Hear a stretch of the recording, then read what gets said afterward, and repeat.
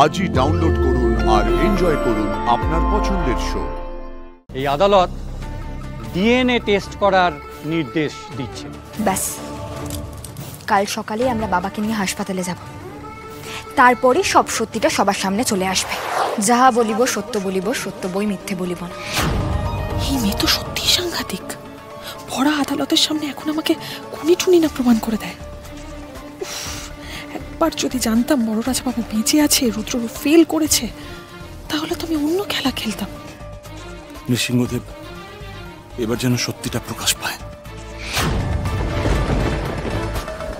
ফুলকি দাস, তুমি মহামান্য আদালতকে জানাও যে বড় রানী মন্দিরা চৌধুরীর অনুরোধে যখন তুমি বড় রাজাবাবু প্রতাপ নারায়ণ চৌধুরীর সন্ধান শুরু করলে, তখন ঠিক কি কি সত্যি তোমার চোখের সামনে বেরিয়ে এলো?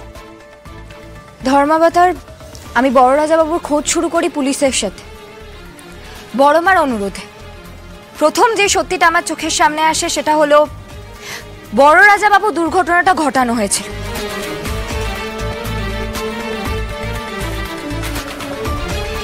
তারপরে আমি বুঝতে পারি যে এই পুরো ঘটনার পেছনে নিশ্চয়ই কোনো ক্ষমতাশালী লোক আছে, কারণ যার গাড়ির সাথে দুর্ঘটনা ঘটানো হয়েছিল তিনি তো আর যে সে নন, রাজমহল এস্টেটের বড় রাজাবাবু।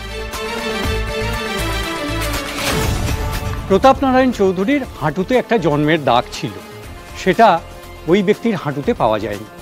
সেটার কারণ একটা অগ্নিকাণ্ড। তাছাড়া ওনার খাদ্যাভ্যাস বদলে গেছে, এসব তো আমরা জানলাম।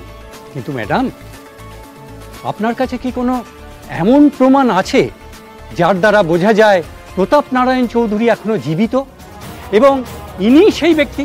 ধর্মাবতার, সেই সত্যিটাই যাতে না প্রমাণ হয় তার জন্য তো বড় রাজাবাবুকে এতবার মেরে ফেলার চেষ্টা করা হয়েছে। আর তাছাড়া যারা রাজমহলের বিশ্বস্ত লোক তারা তো বড় রাজাবাবুকে চিনতে পেরেছে, জয়ধ্বনিও দিয়েছে। ধানু দিদি, তুমি ধর্মাবতারকে বলো সেসব কথা। ইওর অনার, রাজমহলের বেশ কিছু বয়স্ক মানুষ বড় রাজাবাবুকে সত্যিই চিনতে পেরেছিলেন যেদিন উনি প্রথমবার এসেছিলেন। আমি এখন রাজমহলের বাসিন্দা হরিচরণ বাবুকে সাক্ষী হিসেবে ডাকতে চাই। তাহলে তাকে ডাকুন। এবার সবটা প্রমাণ হয়ে যাবে, বাবা নিজের অধিকার আবার ফিরে পাবে। পুরনো চেনা লোক তো আর ভুল বলবে না। এত সহজে ফয়সালা হবে বলে মনে হচ্ছে না ফুলকি, অনেক কাঠখড় পোড়াতে হবে। আজকের মতো শুনানি এখানেই শেষ করা হচ্ছে।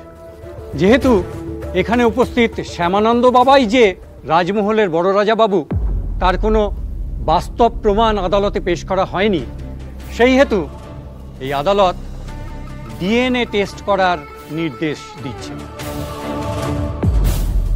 একবার ডিএনএ টেস্টটা হতে দাও না, সব সত্যিটা প্রমাণ হয়ে যাবে।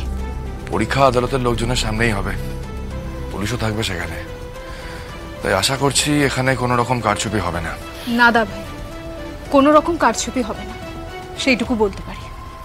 ব্যাস, কাল সকালে আমরা বাবাকে নিয়ে হাসপাতালে যাব, তারপরই সব সত্যিটা সবার সামনে চলে আসবে।